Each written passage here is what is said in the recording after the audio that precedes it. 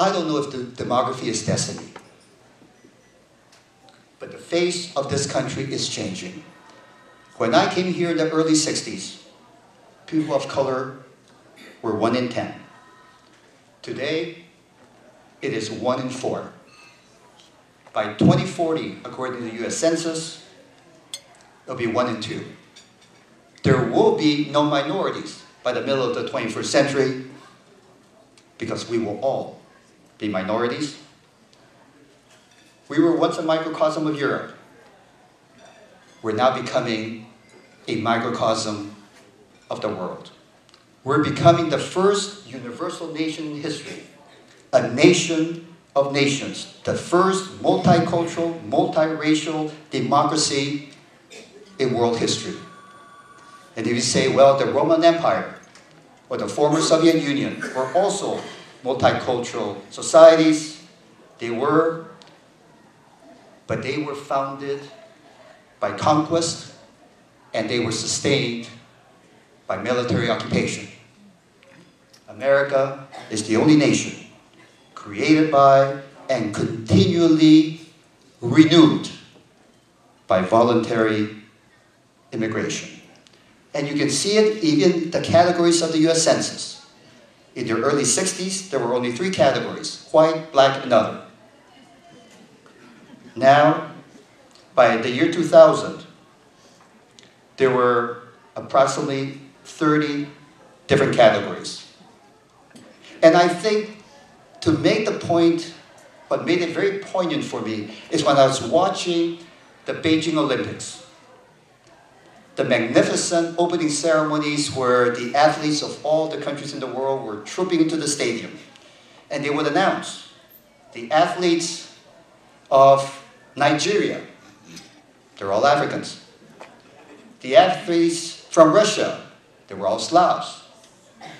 The athletes from Denmark, well, they were all Scandinavians. And then they announced the athletes of the United States of America, and they look like the rest of the world.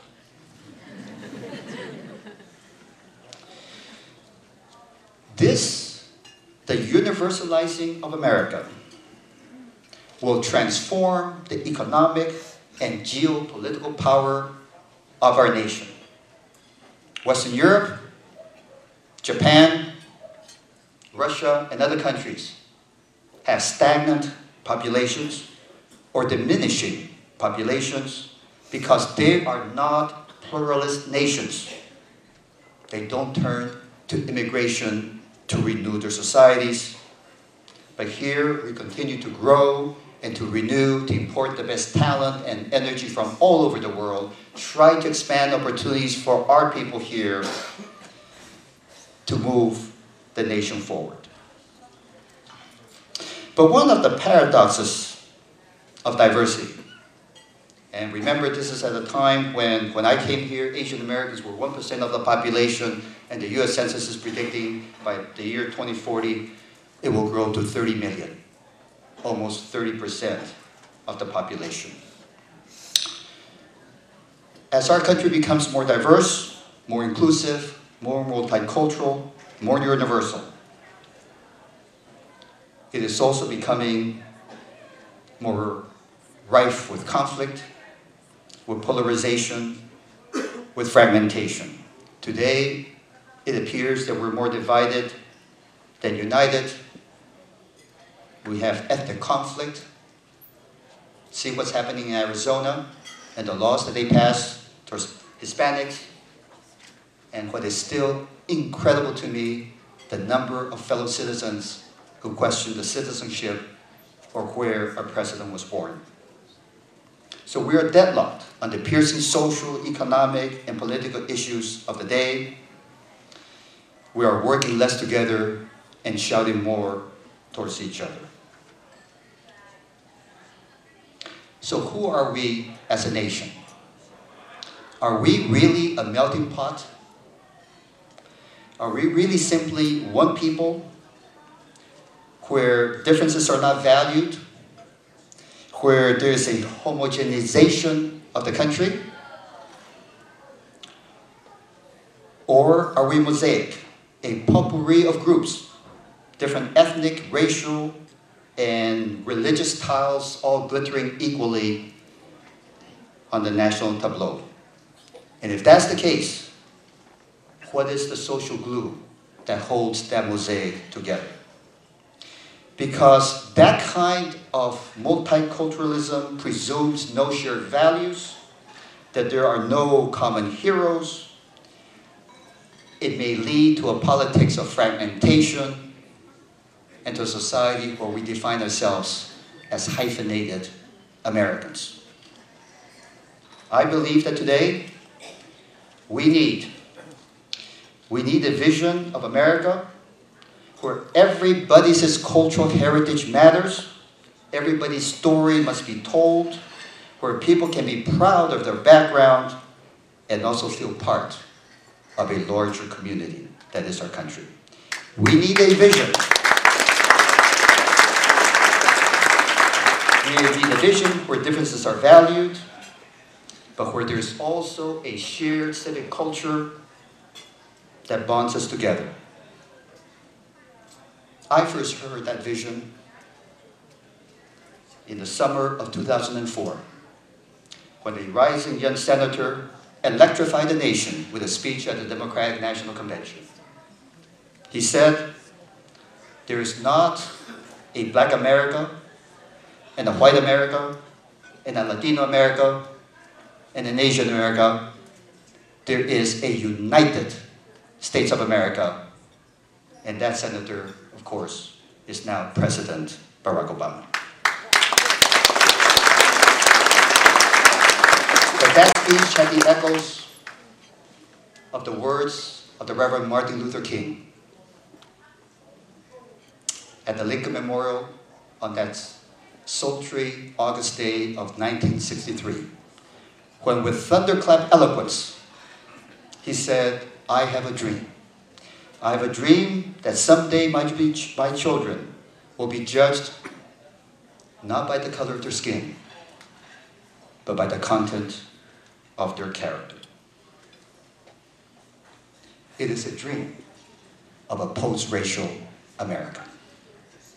Whatever your politics, whoever you voted for, it is inspiring to imagine what we can accomplish as a nation if we were to achieve this vision of a post-racial society. When we think of ourselves not as hyphenated Americans, African American, Asian American, Latino American, but to think of ourselves as simply Americans.